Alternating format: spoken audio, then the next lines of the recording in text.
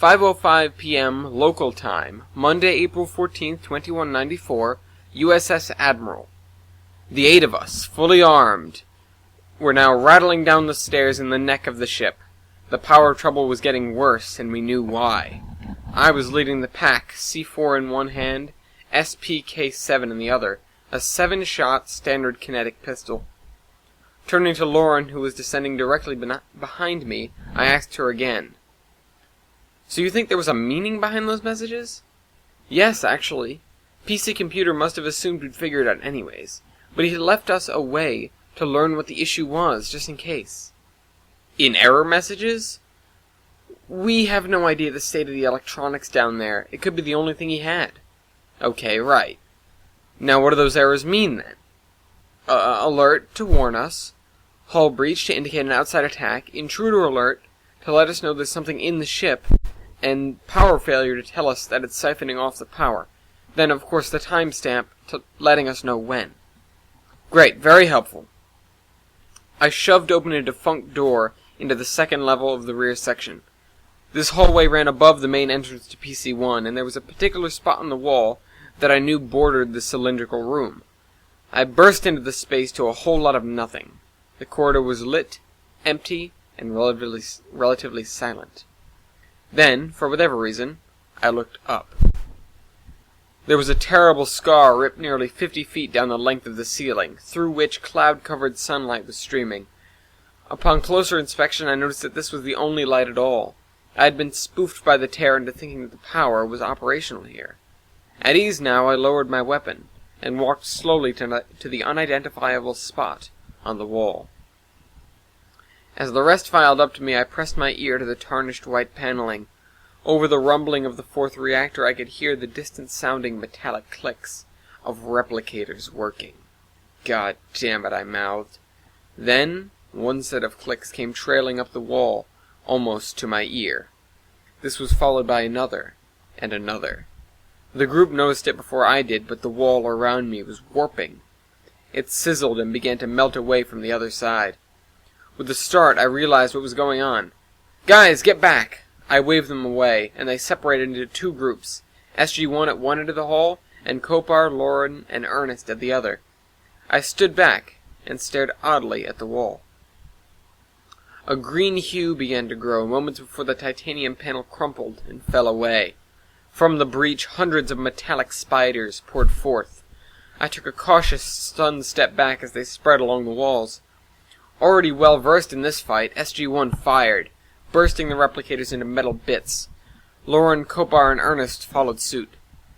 I was now standing in the middle of an exploding flood, gripping the C4 and staring down the neck of PC-1. The room was once lined with breakers and switches, but now was coated in machines. Serene in this moment of surrounding panic, I made a perfect toss through the hole, and reached for the detonator strapped along my pants. Time moved in slow motion.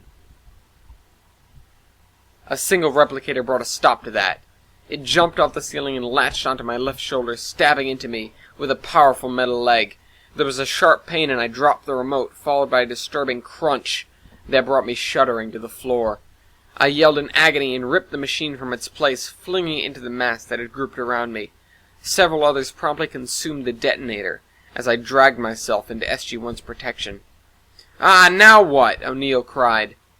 "Ernest!" I called down the hallway, my voice drowned out by gunfire. "Ernest!" He looked up and mouthed a, "Yeah?" "I need you to detonate the C4!" He flung his hands up in confusion. I saw the words, "I can't do that." "Just concentrate!" The replicators were streaming forth still, and we were losing ground fast. This was our only chance. "You can do it!" Sensing the urgency, he dropped his weapon, holding his hands on an invisible sphere in front of him. His eyes closed and he clenched the air. From within PC-1 there was a small pop, followed by another. I looked on in worry, fearing he would give up. But he had the feel for it now. Just a few more moments passed, and there was a resounding blast that rocked the entire hallway. The replicators stopped flowing. Cortana shimmered in as the hallway tipped, then leveled out. The lights, relatively dim, came back on. I sat on the floor, clutching my shoulder. The blood seeped out through my fingers. "I did it!" he yelled, jumping in the air. "I really did it!" O'Neill flashed him a smile as Sam turned to me. "You need to get to the medbay now." "I'm going," I said. "Cortana, how'd we do? Any more?"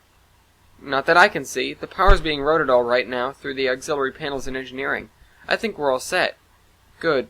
I took a glance at my shoulder, my vision fading. I made a move to stand but collapsed further instead. My last words were a defeated mumble before I blacked out. 5:12 a.m. Local time, Tuesday, April 15th, 2194, USS Admiral. Through the blackness of sleep, a klaxon shook me. I sat up with a start, wrenching my injured shoulder. A painful shudder sent me back down to the cot. "Doc! Xavier, Georgia, what the hell's going on?" Xavier, the denobulan surgeon, came into the curtained-off area. He was surprisingly hard-headed for his species, and replied to me bluntly, "Admiral, lie the hell back down. You fractured your collarbone with that stunt you pulled." I grumbled without response. He always seemed to hate everything that was ever done, but I understood, after a long while, that it was just how he vented his stress. "Like a robot in the operating room," Georgia once told me, "like a grouch everywhere else." Georgia was a doll from the state which she was named, a woman whose kindness knew no bounds. She'd worked for Xavier since he had started his practice, and was probably the one thing that kept him tame. The klaxon rang again, followed by an announcement. "All crew report to battle stations. I repeat, all crew to battle stations," Cortana commanded. "There are 4 replicator ships inbound. Quattro-dimensional telemetry indicates the timeline has been broken. We will defend this planet at all costs." "I'm going to the bridge," I said aloud, though I doubted anyone could hear me. "I'm no good here. Crap." I cursed my essentially broken shoulder, pulled myself from the bed, and still in surgery garb proceeded from the curtained room. Georgia caught me as I made a move for the cubbies, removing my Johnny and picking up my discarded clothes, putting them back on as I went. "Love," she said, her southern accent in full force, "you're in bad shape. Go lie back down. Everything's going to be just fine." "I will help if I can," I returned, slipping my shirt on. I winced as it passed my shoulder. "And I'm certain that I can." I examined the neat hole the replicator made, and the gauze wrapping now sitting uncomfortably behind it. I gave her one final look, and then walked through the now functioning door into the hall, noticing immediately that the red lights were on. Then, finally coming out of the semi-fog of waking up, the reality of the situation hit me. 4 more ships, I spat. 4 more goddamn ships. This is one hell of a day. And then I realized that I had no idea what day it was. How long have I been out, after all? Good God, I've been under twice within, 4 hours? Christ. I started sprinting up the stairs. The bridge door slid open, and before anyone turned to look, I noticed the exposed girders holding up the new patchwork dome. The crew was down by 3, not including myself. Karras was nowhere to be found. "Admiral on the bridge," Vabes called. "At ease. Someone explain this to me." Jessica, neck-deep in sensors, answered me first, her stress causing extremely fast speech. "We're tracking 4 replicator ships on an inbound vector." She took a pause to catch her breath. "They dropped out 5 minutes ago and should be here in 15 or less." "What can we do? What's the state of power, weapons, star drive?" And then with a glance out through the view screen at the darkened desert, "What the hell time is it?" Before the new engineering officer, who happened to be Lauren, answered, Kopar walked in via the single functioning turbolift. He'd somehow heard my question. "It's almost 6 in the morning." "You're still here?" I get vacation days. I was going to follow up, but Lauren interjected. "Ellis, we've got 2 reactors. 4 is at 100%, 2 is at 50. 1 is beyond repair, and 3 is in the works. Phasers are charging barely, and we're out of torpedoes." She mumbled something. "The starboard nacelle is kind of foobar right now. We're not going anywhere anytime soon." "Well, that's just great." I turned to plop down in my seat, and then, rethinking it because of my damaged left side, simply stood nearby. "Jessica, update?" "They're still moving in formation." SG-1 entered in the midst of her reply. "A corvette leading 2 frigates, and a dreadnought class." "Since when do replicator ships have classes?" O'Neill blurted out. Sam turned to him, surprised. "Jack, it was the SGC that started it," I told him. sharing Carter's confused look. "Oh, right. I guess you miss a lot in stasis," he mused, never giving up. "So, what are they?" "There are a lot of different classes," Jessica advised. "Right, what she said," I started. "But we're dealing with a corvette, which is between 20 and 75 meters, 2 frigates, which are usually between 100 and 250 meters, and a dreadnought," I gulped. "Ships over 500 meters in length." "Made from only replicator bits? Like the Lego-sized pieces?" "Yes, it makes one hell of a mess," I relented. "We're gonna need a whole lot of luck." "Whoa, they're breaking off," Jessica interjected. "The 2 frigates just separated from the main group and are burning into opposite orbits around the planet." "The other 2?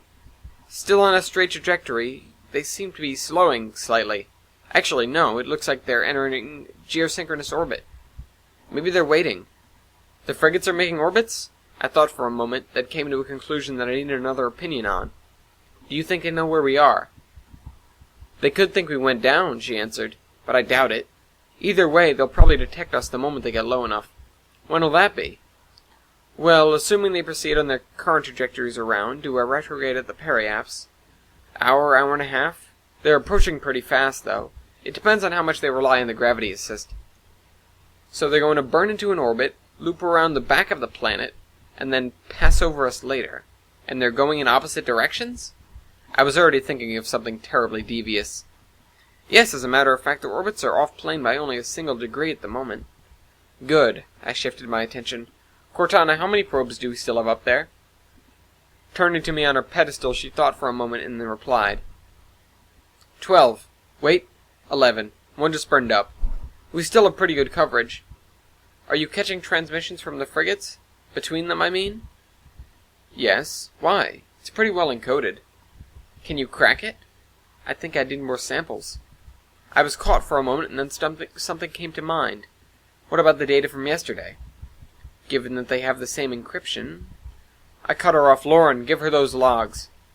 "On it," she called, then got to tapping at her computer. "Good, good, good," Cortana chanted, the data streaming up her holographic shape. "It should be just a few minutes to break this." She fell into a pose that I recognized as her in deep thought. While she was working, I had to keep tabs on the ships. "Jessica, can you put the trajectories on screen? What's the status of the dreadnought and the corvette?" "I wish I could show you, but something's wrong with the connections. And the dreadnought hasn't... Wait, where'd the corvette go?" She fiddled with her equipment for a frantic moment. "The corvette just vanished. What the hell? Something wrong with the sensors?" "No, all of my readings are good. It's just... Wait, there it is. How'd it get down there?" "Where is it? Orbiting the moon?" "How?" "I'm reading a relative surface velocity of... I can't get a good reading. It keeps going around the far side. Maybe if we... "I've got it!" Cortana shouted, stopping Jessica mid-sentence. I cracked a wry smile. "Have they burned into orbits yet?" "About 30 seconds ago. Now they have opposite orbits, and wow, were they close. That's way out of line with protocol." "I doubt replicators care about protocol, Cortana, but let's show them just how dangerous their orbits are." "Which one should I move?" "I don't care, just keep the other one spoofing signals. It'll look weird to whoever's controlling them, but in just a minute, it'll be all over." "Can you route around the bad connection to the screen?" Jessica asked, unable to remove herself from her station. "From here?" Cortana replied. "I've got it," Sam sighed and walked from where her team was standing to the front port area of the bridge, popped off a panel, and began throwing switches. A few moments later, the altered trajectories of the 2 frigates flashed onto the view screen. Slowly, the orbits crossed. "Almost got it, almost," Cortana chanted. "There. Wait! There! Ah, the other frigate's shifting. I think they know something's off." She concentrated for another moment, the ships on the screen nearing. "No matter, ramming speed!" The distance closed, and the 2 blips entered the same space and disappeared. For a short time, there was a silent elation. "Oh man, they're mad now," Jessica announced. The screen shifted to the dreadnought, breaking its orbit and heading down towards the planet. "Oh, when they've changed the encryption," Cortana cursed. "Uh-oh, how long until they're here? How long until the phasers charge? Get all the technicians in the starboard nacelle. We need to move." "Either their calculations are off," Cortana began, "or they're not heading for us." Wait, what? What are they heading for, then? The screen gave their ultimate trajectory, time altered to show where the planet would be when they got within firing distance. Kopar noticed before anyone else. Tisrego. 5:44 a.m. local time, Tuesday, April 15th, 2194, Shuttle Bay. "We need to go, go, go!" I called as I dashed through the door. Marty was in the room just ahead, and I stuck my head in. "Green like the good shuttles." "We have 5 set to go." Whether he knew the situation or not, he was eerily calm. "Have they done anything to my ship?" Someone came down from engineering and ran a systems test on all the small craft. "Batter to hell is cleared minimum system spec." "It better have." I ran off. SG-1, Ernest, and Kopar followed. Lauren was needed now. She had to remain on the bridge. No less than 4 other shuttle groups were already sprinting to their crafts. 2 puddle jumpers, 1 F-302, and a Chikawa-class gunboat, which wasn't really a shuttle. The jumpers, being exceptionally reliable, lifted off first, followed by the F-302. They left and formed a formation, circling the Admiral. Normally the batter to hell would have priority, but the gunboat, the Deafening, got its engines started first. The unwieldy ship crawled from its bay, the heavy titanium plating keeping its maneuverability down. Shifted into position, it fired its afterburners, scorching the area below Marty's command box, and accelerated slowly out of the ship to join the others. With my right hand alone, I stretched above my head and methodically started the reactors. At that moment, Samantha Carter entered in much the same way her protege did, like she owned the place. As Lauren once learned everything she knew from her, Sam understood plenty about the batter to hell. This was good. I couldn't pilot with a bum shoulder. "Sit in the chair and get a firm hold on that yoke. I'm giving you control." "You sure Jack wouldn't be a better fit here?" she asked. "He was a test pilot after all." "I need someone who understands the machine they're in, not just how to fly it," I grumbled. "In a situation like this, we've got to be coordinated to a T." I nudged the throttle to get us into position, then reached over to my left side, the auto-hover, with my right hand. "Do we need clearance?" "We're clear." I pushed the throttle and we picked up speed, engines rumbling, as we ejected into the pre-dawn dark. We made 1 loop around the Admiral before I spotted them. "Join that group," I instructed her, and took my hands and feet off the controls, switching my attention to the radio, calling out everyone in the task force. "Raven, how's your vessel?" The pilot was a Romulan smuggler, Falnor Jolly Davkris, used to blockade running in exceptionally fast and small ships. While an F-302 was a bit old tech for him, he enjoyed having the most maneuverable of fighters. "The whole thing was cabled up when we were attacked," he answered with a tint of triumph.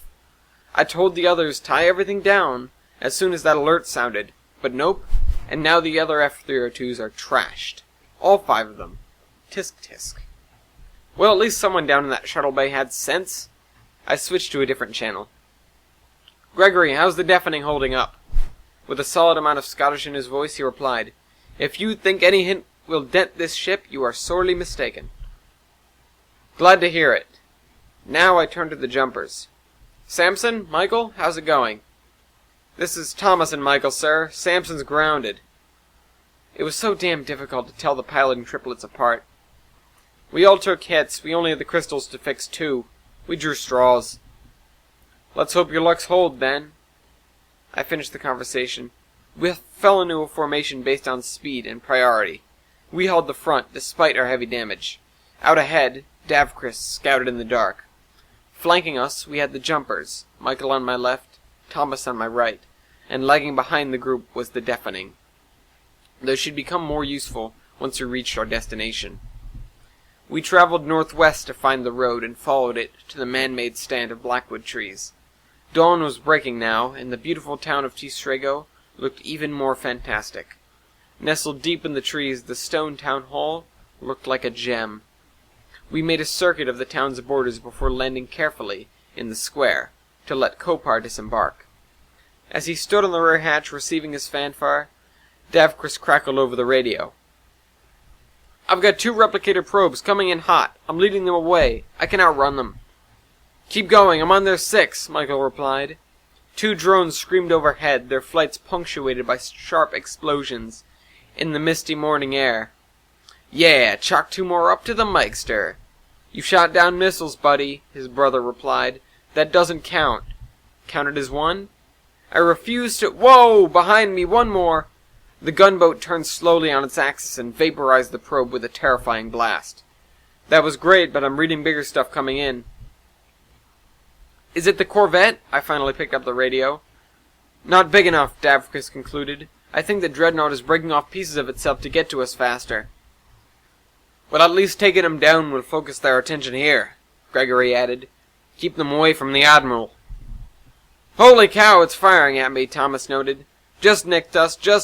Oh, that was right in the nacelle. Crap, I think I'm gonna have to ditch. The large probe, nearly 35 meters in length, entered the deafening's fire range, and was swiftly obliterated. Defunct replicator bits rained down onto Tisrego's town square. Thomas's jumper circled once, clipped some trees, and finally came down over the river, splashing into the swift-moving water. A solid thump came as the thick Atlantean hull struck the stone bridge to the town hall. How many more like that? I called on the radio, and then turned behind me. Somebody get in this weapon tube, and someone go upstairs and get in the mortar. Whoever doesn't, get out. They'll need help if they start landing. There was some clanging in the room behind me before the comm came to life again. I'm reading 4 fighters, 55 meters, all of them. The Dreadnought's dispersing into an armada. Davkris sounded shaky. One at a time, Jolly, one at a time. I nodded at Sam as the hatch closed. Let's get these 4 drones, one for each fighter, shot like yellow darts through the sky. 2 clipped the trees and exploded, but the remainder impacted the fighters, outright destroying one and sending the other spiraling into the forest. A group of 4 ran out between the buildings to kill the surviving replicators. The batter to hell removed itself from the ground, the 3 turrets sucking power from the batteries as they charged. We wouldn't be in this fight for long. The deafening secondary turret swiveled to track the 3rd fighter as it started to circle, sending a stream of plasma in its general direction. Her beam turret zeroed in on the 4th before sending it into a flaming tailspin. With Michael making another pass in the opposite direction, and Falnor looking out for the next wave, I pushed the throttle as Carter followed the remaining enemy. A glob of plasma launched from the rear cannon, a mortar, and followed a parabolic trajectory. It missed by a mile, but deafening shots finally connected with a definitive explosion. Carter brought us back around to regroup on the gunboat. Where's the next wave? I called into the comm. We need to get back into formation. The engine whine of the F-302's dual turbines was moaning in the background as a voiceless Davkris responded. All I could hear was a panicked breathing. I looked up to see a speck in the distance, and the enormous shape looming above him. Michael cut in. Time's up, Admiral. The half-kilometer-long replicator Dreadnought began firing wildly at Davkris. I watched the speck dodge a hail of replicator probes coming closer by the moment. Out of ordnance, he was defenseless. Hang in there, Falnor! Michael, intercept him! Distract that ship! The jumper sped off to my right, sending a complement of 15 drones at the massive silver shape that was cutting through the clouds. All of them made it. With a noise like thunder, 15 explosions racked the front of the Dreadnought. Then, like a snake shedding its skin, an enormous sheet of dead replicators fell away, and another took its place. The drones were superficial weapons. We'd need something more penetrating. The deafening with its laser turret would do, but they were in guard mode, locked in a stationary position. It would take time for them to switch out, and the range on their guns just wasn't good enough. The ship would be well within firing range before the gunboat could even get a target lock. That's where we came in. Shut down the guns, I commanded. What? Sam replied. I said cut the power flow to the guns. I began siphoning off all the generated energy into the Batter to Hell's antenna array. We had one shot at this. Now, I continued, take us to them. I pressed us to 20%. Sam had more than her fair share of work. She had the targeting console, the yoke, and all sorts of power routing. Normally I'd do more, but I had the throttle, radio, and reactors, and that's all one hand could do. Not to mention reaching across myself to the RCS at my left side. The distance was closing when Ernest stepped into the doorway behind us. "My turret stopped working," he said confusedly. O'Neill came down to report the same. "I cut your power," I remarked. "We'll need it elsewhere." In a few minutes, Valnor! The bright speck that was Davkris's F-302 exploded from one of the engines. A severed wing flipped end over end through the sky, as the larger remain cut a burning trail, before bursting in a fireball. "Oh my God!" Sam shouted, and the ship wobbled. "Do you think he's all right?" Ernest worriedly asked. "I think he's toast," Jack mumbled. "I wouldn't be so sure," I replied. High above the burning wreck was a dot, careening downwards before pulling a parachute and gliding to the safety of the desert floor. "He's been hit before. We'll pick him up on the way back." He had ditched his chute now and was running across the sand to stay out of the dreadnought's firing range, which, I noted, we were about to cross into. A small green light on the console flashed. The array was charged. "We're lined up," Sam said steadily. "Here goes nothing." In the overcast dawn, I pulled the glass cover and slammed my palm on the big red button.